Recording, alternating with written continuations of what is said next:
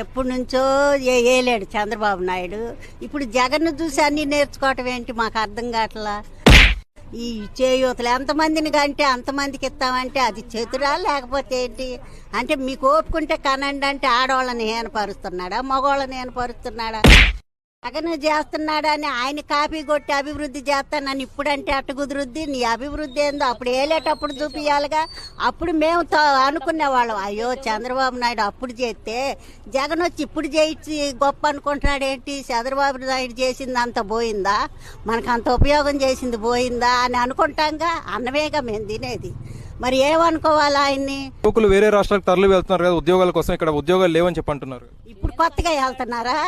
కాదండి, ఇప్పుడు కొత్తగా వెళ్తున్నారా? జగన్ వచ్చినాక కొత్తగా వెళ్తున్నారా? ఎప్పటి నుంచో ఉందా?